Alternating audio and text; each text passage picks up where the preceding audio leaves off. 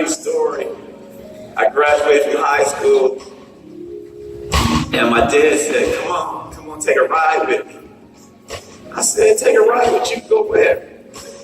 He said, we're going down to the naval station, the naval office, and we're going to sign you up.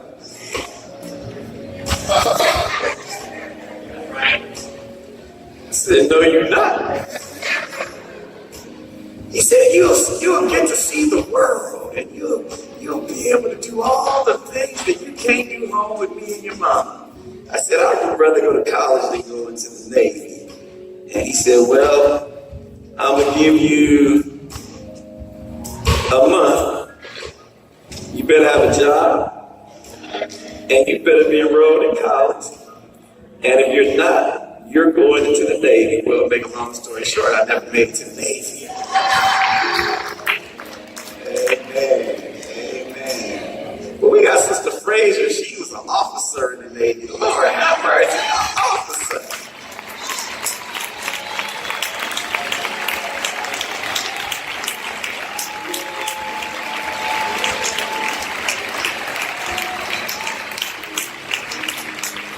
RN, registered nurse in the Navy. Man, that was back in the day.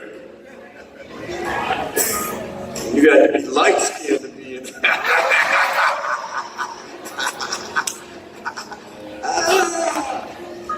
I seen a picture of her the other day on Facebook. I had to break out. Me and Shonda was having lunch. I said, you got to call your mama.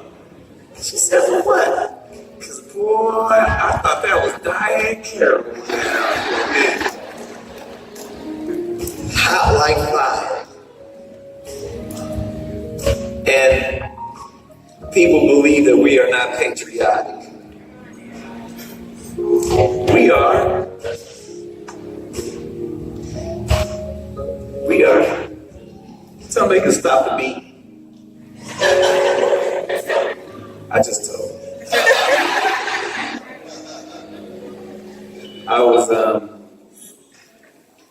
speaking at this 70th year church anniversary tonight, and I was doing some research on what the time was like in 1947. And that the majority, I don't know how this happened, but the majority of the churches that are in Oakland right now, if you didn't know, like Evergreen and Bethel and all those big churches, they all started in Alameda. Did you know that about it? They started in Alameda. And Evergreen was in Alameda for 10 years before they moved to 412 West MacArthur. And I was just looking at it, I was wondering why. How did they get to Alameda when, most African Americans that migrated in the Great Migration, they moved into West Oakland. They went to this high school. And I did a little more looking, timeline things. The country had just ended World War II, 1945.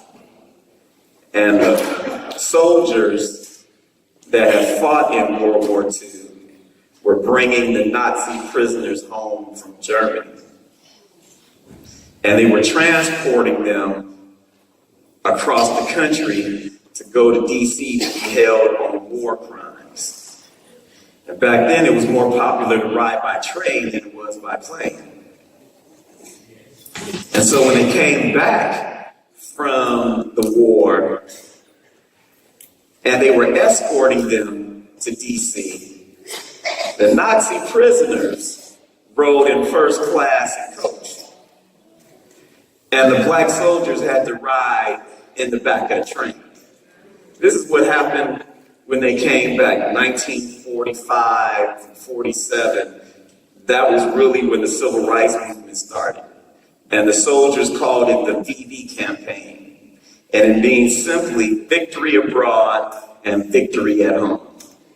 And nobody knows the story, but after they came back home, America decided that we had to put them back in their place because they had weapons. And we couldn't let them get too cocky. This is, and we talk about patriotism, and we talk about, how come black people feel a certain way about this country, is that when they came home, they were hanging the soldiers in their uniforms in the South.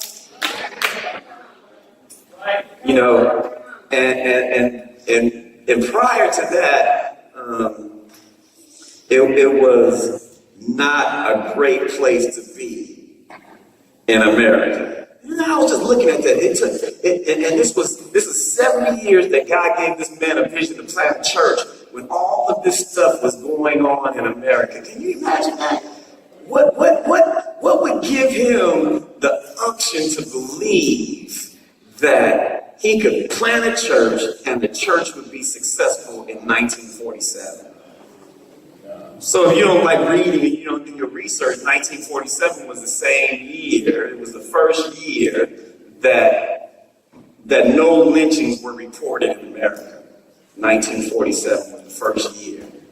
Out of the whole time that we've been in this country, 1947 was the first year that no lynchings had actually been recorded. Somebody said that was some progress. Then, think about this in the North. The oppression wasn't as much. We are Second Sunday. This is Second Sunday. This is Youth Sunday. So, share some information with the youth that the whole time after fighting in World War I, after African Americans fighting in the Spanish-American War, after they fought in World War II, after they fought in the Korean War, that's 4 wars that African Americans participated, not including the 5th war, which was the Civil War. And I'm missing one, but I can't remember at the time. But we have fought in every war, right? And every time we came back from fighting enemies of the United States, we came back to a segregated country. Jim Crow was the law of the land. Why? How many of you can tell me when Jim Crow ended in America? Yeah, it ended. Stop acting like it didn't end. It ended.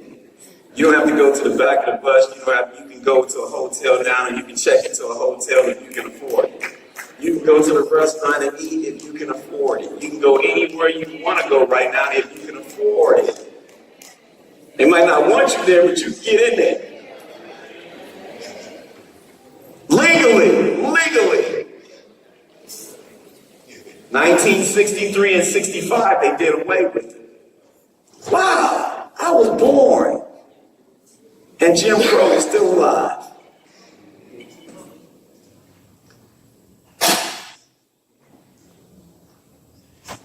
Just some history about the African American church in America and everything that it has taken to get to this place where we are right now. And I know when we talk about it during Black History Month, but you should never forget. You should never forget where you have come from.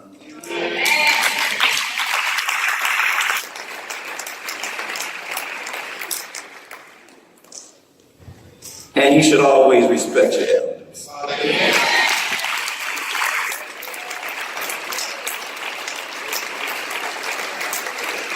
You might not have been able to read as well as you do. They might not have been as educated as you are now, but they made some sacrifices for you to be in the place that you are in right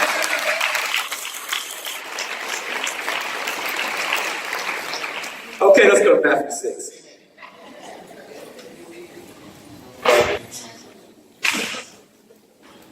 That's Pastor Zach's little history, moment in history this morning. You don't mind. Moment in history.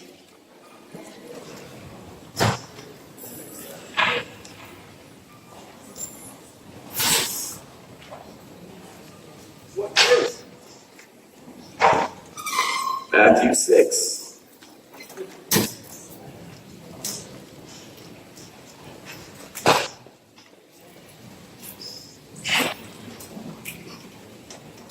Matthew 6 and verse 5.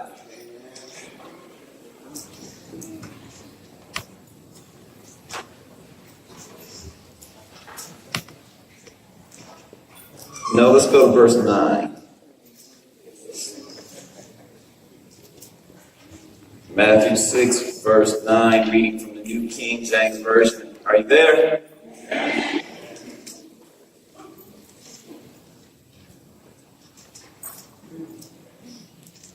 Reads thusly, in this manner, therefore pray. Read it with me. Our Father, hallowed be your name.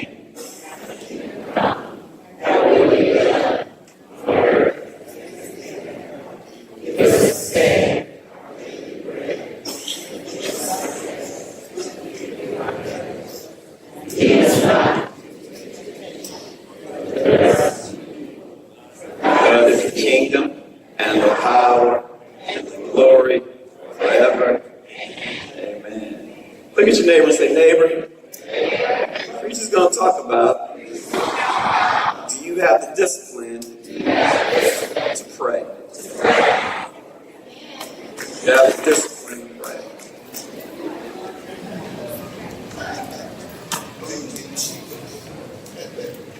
Because we're going through some stuff right now where we need to learn how to pray.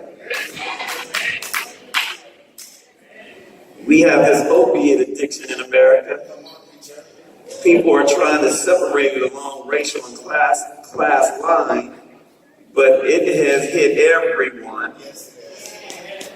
And if you haven't been by any homeless encampments lately, they're out there with needles everywhere on the ground, and they're talking about it's just a middle America epidemic, but no, it's the epidemic of the times. Look at your neighbor and say, you better learn how to pray. And you have to have discipline. You have to be disciplined enough to practice. Discipline means the practice of training people to follow God's teachings.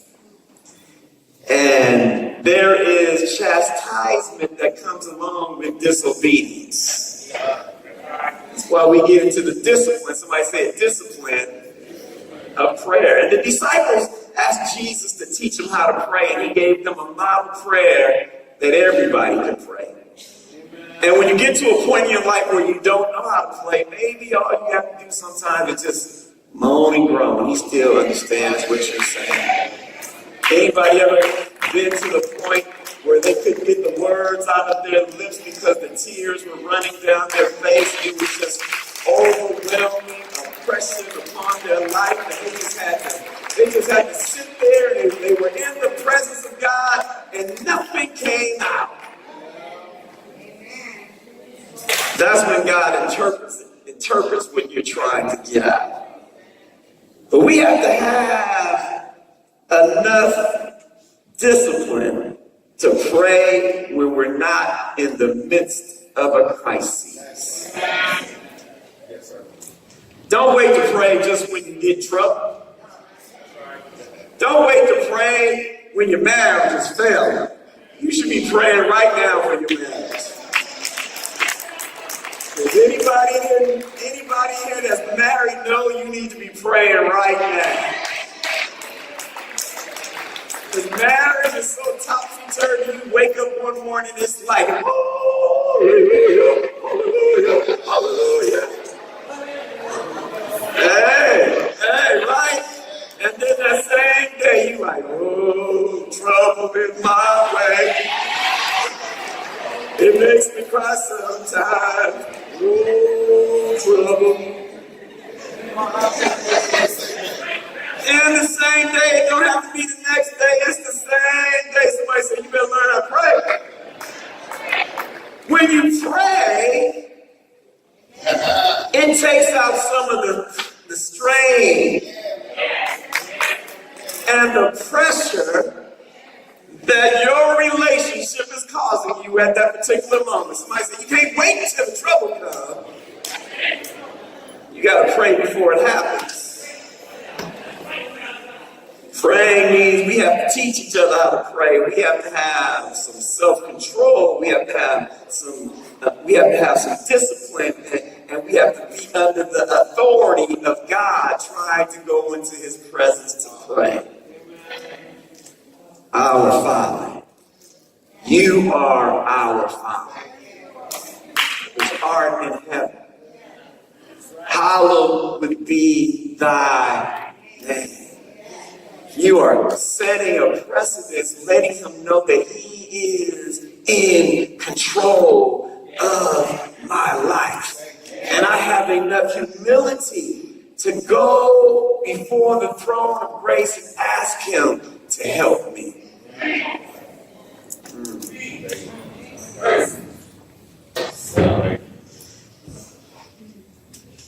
Not some days, Elder Bobby, but every day. And I know you guys are sitting here looking at me talking about, Pastor Zach, I tried to pray. I've been trying to read the Bible. I can hear it. I can hear the Holy Spirit tell me I've been trying.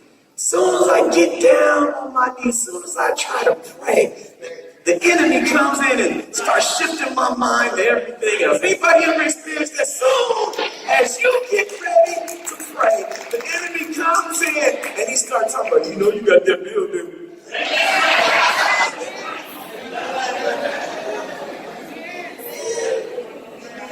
Or there's a distraction. The phone rings, or somebody's calling, or somebody's texting you, or the children are in the way. No, you gotta find a time when there's no one around in a solitude place when you can be by yourself. You might have to go in your closet, you might have to be in your car, you might have to lock the door in your office, but you have to find a solitary place where it's just you and God, and you're communicating how you feel towards God and asking God to intervene on your behalf, because there's going to be times when you don't know when you're getting ready to go next, when you know that God said, if I'm before you, it does not matter who comes against me.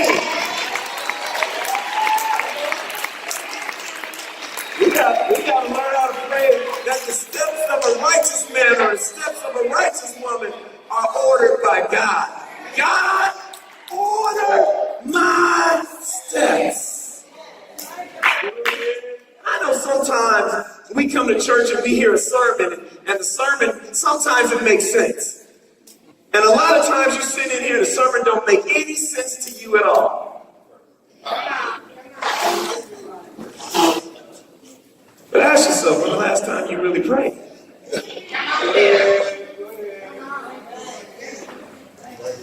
Confusion is not of God.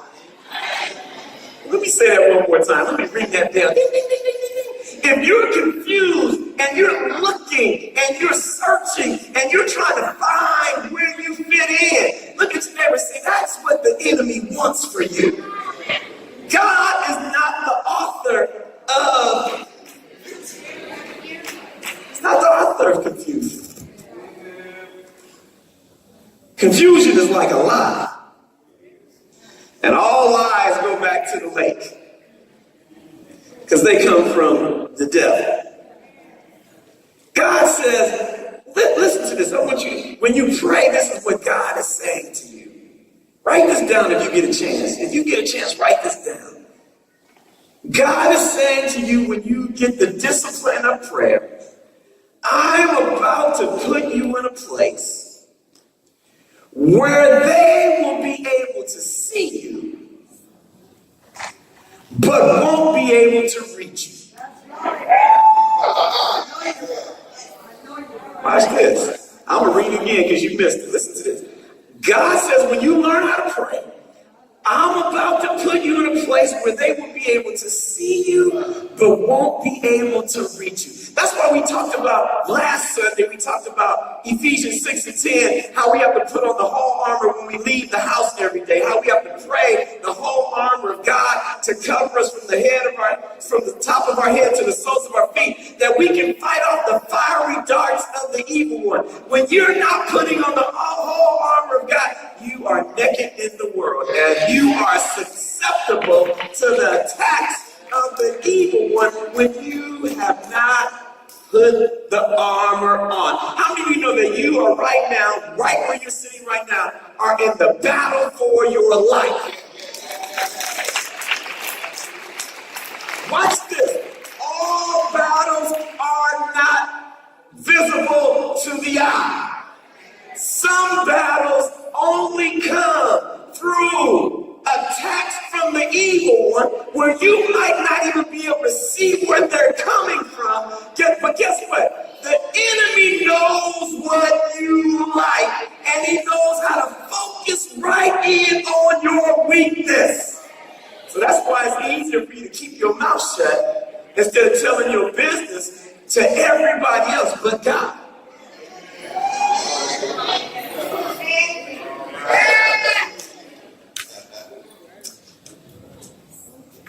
Prayer warriors.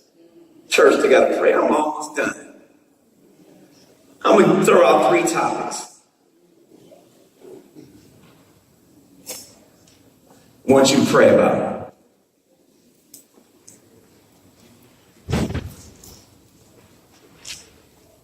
Ask God to give you a sound mind. That's right. Yeah. Yes.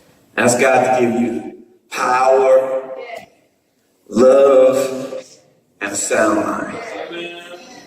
That's where we're going to start. That's our starting point. Power, love, and a sound mind. That's our starting point. That's our starting point. Then after you get your starting point, I want you to pray for your family. Yes, sir. Pray for your family. Pray for your community. And pray for one situation in this country that you want to see God change. Pray for your family. Pray for your community. Pray for something in the society that you want to see changed. And pray for your church. What are they? Pray for you who? Family. Community. Social what? Social change. Starting point is power, love, and a sound mind. Now watch this. Watch this. Watch this. And we're going to end. Watch this. I have people in my church that can pray about that right now. No, you're right. Because they have the discipline to pray. Prayer warriors, you here already. I know you're here. I need you to get ready under the anointing power of the Holy Spirit. That when I call your name out, you get up and you pray one of those topics for me right now so we can show the church that you already have the discipline of prayer. And that sermons are not just talked about, but they're lived. Amen? Prayer warriors, you ready? Huh? I don't need you to pray for 22 minutes. For some of you got the addictive tongue. I just need you to get up, hit it, and quit it. Are you ready? I'm going to give you a head start, Larry, so you can start standing up right now. Come on. Come on, give me a microphone. Discipline, the discipline of prayer. The discipline of prayer means that you're not waiting for an emergency situation, but you're ready always when in season and out of season. Need a microphone. I need a microphone because we're going to live this sermon out today. Get ready, Brother Bobby. Get ready.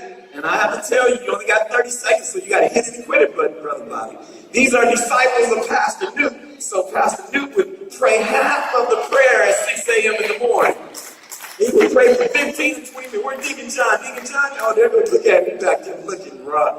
Look, oh, you don't ask me to pray. I'm ready. Look at me. Look at me. Look at me. He like, oh, Jakes. I'm sorry. Barry Sanders ready to come and pray. Watch this. Hit it, Brother Larry. Father Heavenly God, we come to you right now to plead the blood of Jesus Christ over our families, Lord. We pray that you will release the miracles of healing in their life. We pray that you will keep a hedge of protection around them, Lord.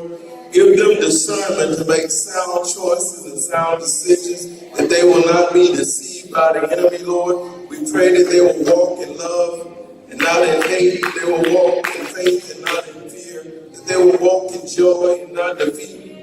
We pray, Lord God, that they will walk in victory. We ask that the miracles of God will show up and show out in their life. Hallelujah. We pray that you will be glorified. Hallelujah. In Jesus' name we pray. Amen. Amen.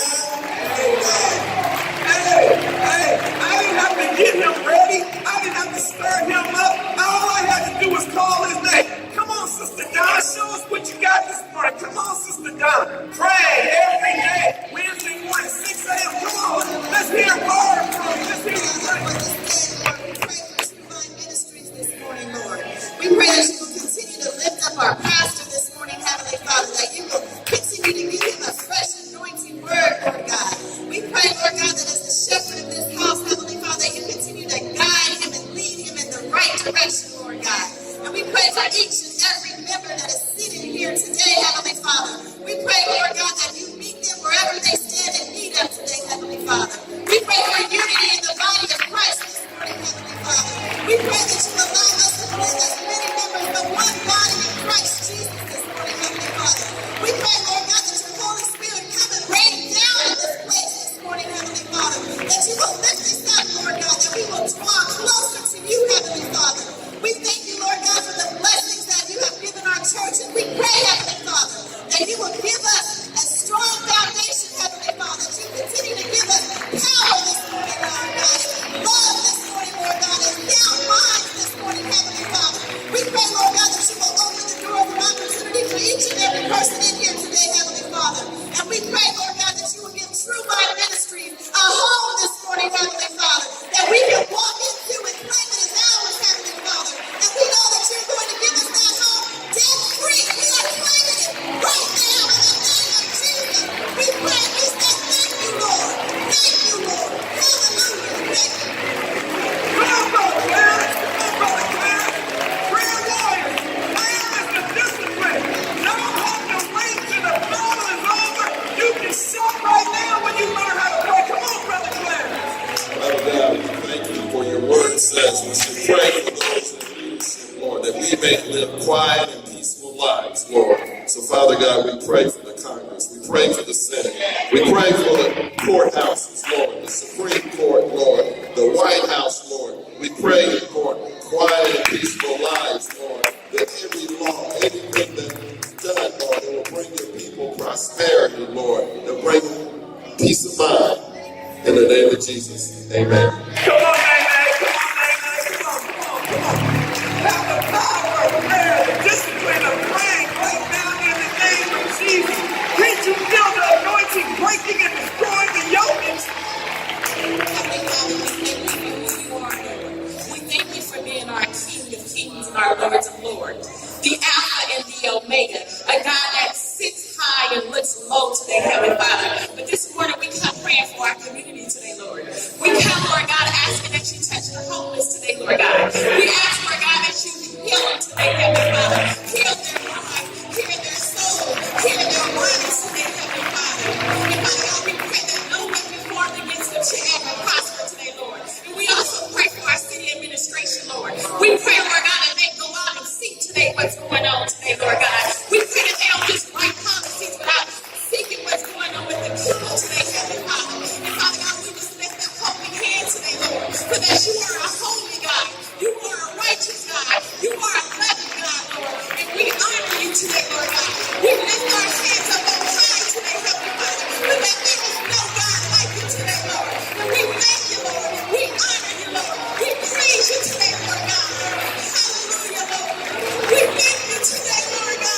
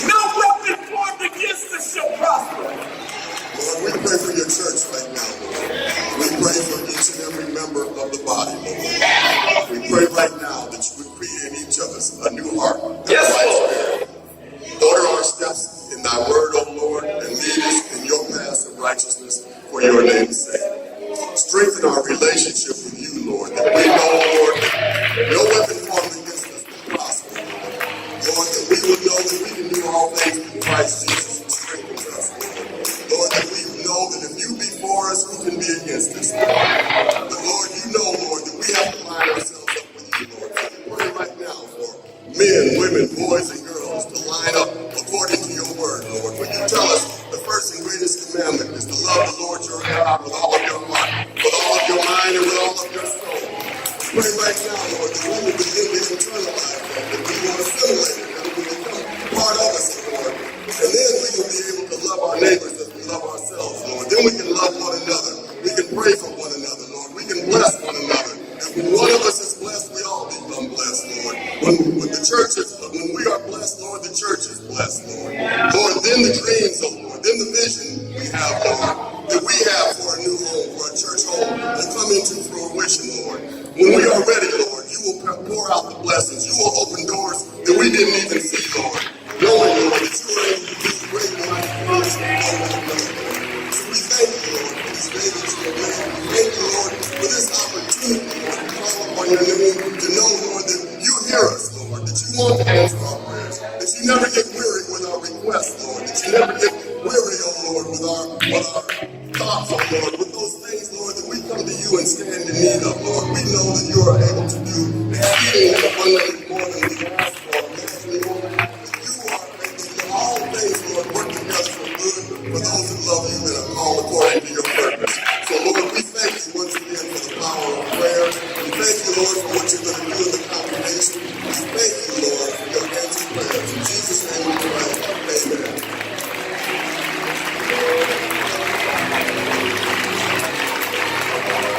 Have your way, Lord Jesus. Have your way, Lord Jesus. Have your way, Lord Jesus. Have your way, Lord Jesus. Heavenly Father, as I come to you this morning, Heavenly Father, I ask you to take me out of self, Heavenly Father. Heavenly Father, we ask you right now to touch the people right now in the name of Jesus, Heavenly Father. Heavenly Father, you know the pain that we are experiencing in our communities and in our lives and in our hearts, Heavenly Father. But we ask you right now, anything that's not like you, that you take it out right now in the name of Jesus. Heavenly Father, we ask you to pull down those strongholds, Heavenly Father. Heavenly Father, we ask you to pull down those strongholds right now in the name of Jesus. We ask you to bind us in more love, Heavenly Father. We ask you to bind us in more joy, Heavenly Father. We ask you to bind us in more peace right now in the name of Jesus, Heavenly Father. Heavenly Father, we lift up our prostitute unto you today, Heavenly Father. Heavenly Father, we ask you to continue to give them that double portion of that anointing that you have instilled in you right now in the name of Jesus. Hallelujah. Hallelujah. Hallelujah. Thank you, Lord Jesus. Thank you, Lord Jesus. Thank you, Lord Jesus. Thank you for the love. Thank you for the power. Thank you for the grace. Thank you right now in the name of Jesus. Hallelujah. Hallelujah. Hallelujah. Don't stop praising him. Come on. Come on. Come on. Don't stop praising him. He can work it out for you. He can fix it for you. Wait a minute. Wait a minute. Look, I want you to think about this. I didn't tell them what to pray. It's the power of the Holy Ghost. See, they're not scared. They're ready and available because they have the discipline of prayer in their life. We're not moving forward until the church can be on the same page. Come on, pray, Deacon John. Father, we come, Lord, we come together, Father God, seeking you. Yes. We look to the hills from which cometh our help. Our help comes from the Lord, who make up heaven and earth. Father God, we know that there is nothing that's too hard for you to do. So, Father God, Lord, we thank you for waking us up this morning, opening our eyes to see the light of day. We thank you, Father God, for your tender mercies, your loving kindness, your goodness. We thank you, Father God, for giving us strength to stand on our feet this morning. We thank you, Father God, for a bed to sleep in, Lord. We thank you for a roof over our head. We thank you for bread on our table, Lord. Father God, we look to you for everything, for all of our needs, because we know that you are Jehovah Jireh. You are Jehovah Sikkenu. You are our righteous. Father God, Lord, you are Jehovah Elohim. You are the Most High God. sit high and look low. You transcend all bounds. Before time was, you was. And Father God, Lord, you said, Father God, all things are possible for those that believe. And so, Father God, we believe in you. Lord, greater is you that is in us than is in the world. Father God, Lord, we give you all the praise, the glory, and the honor.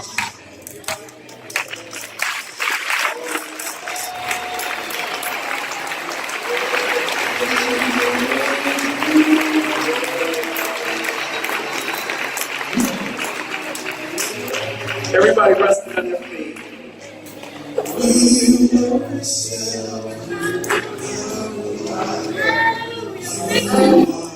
Pray for your thoughts and pray for your people who are dead. And don't forget that when somebody is dead, you have to pray for them.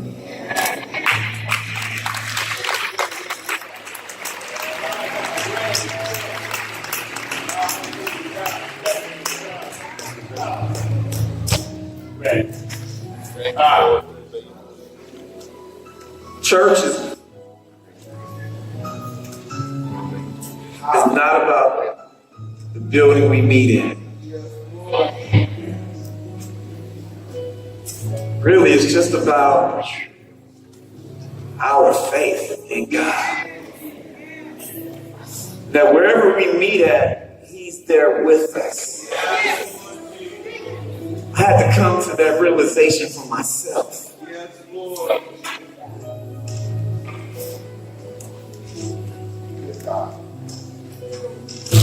But one thing God has done for me is given me the discerning spirit. Yeah.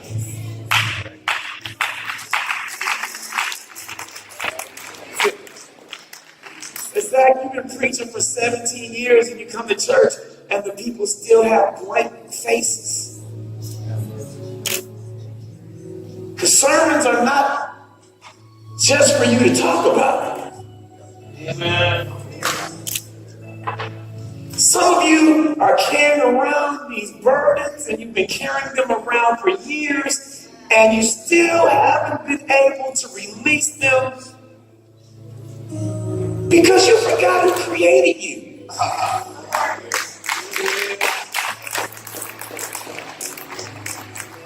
Listen, when you know God for yourself, the words on the pages of the Bible begin to come alive. And you can take it to heart what He is saying to you. So for those of you who are here who are depressed, or those of you who are here who can't have forgiveness in your heart, or you're angry, you forgot. He says, come unto me. All ye who are heavy laden, that means that you have to cast your cares upon Him because He cares for me.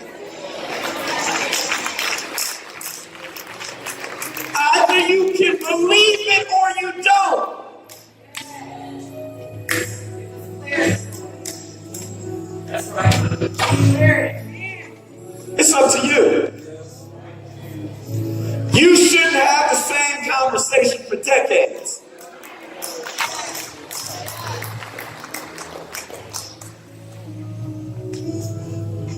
Decades.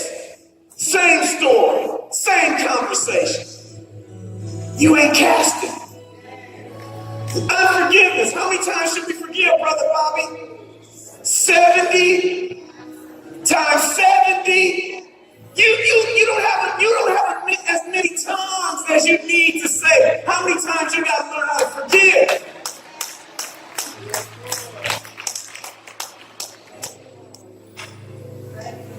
It's either you love Him or you don't. And some of us in here today, we got to make up our mind who we gonna serve. You can't serve two masters. And some of you have your agendas made out for the rest of the year and all the next year, but you haven't penciled God in one time. You only come to church when it feels good and comfortable for you to make a way here. But He's the one who created you. He's the one who's the burden bearer. He's the one going to get you out of the muck and miry clay. But it's going to be up to you to make some decisions in your life. Where are you going to stand? I seen one of the members yesterday, and they said to me, Pastor Zach, you haven't aged a bit. I don't worry about this stuff no more. I just gave it up. And when you learn how to give this stuff up, and you realize that you're not a receptacle for other people's trash.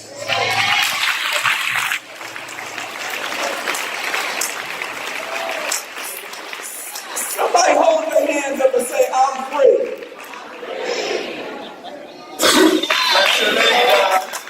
Give God a hand praise for that. Give him a hand praise. Come on, give him a hand praise like you don't want to leave out of here today the same way you came in.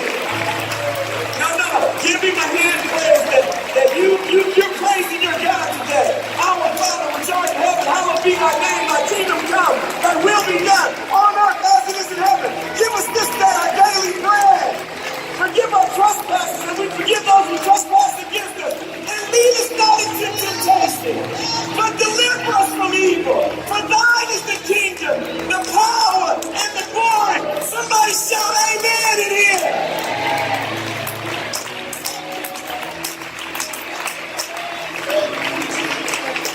Say it with me, clean me up, Lord.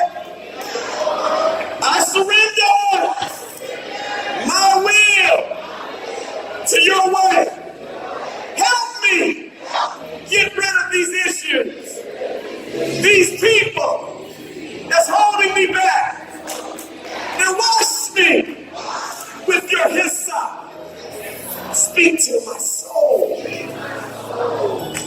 and change my heart. In Jesus' name, I ask these blessings. Amen. And thank God. Somebody give a praise like you mean it up in here.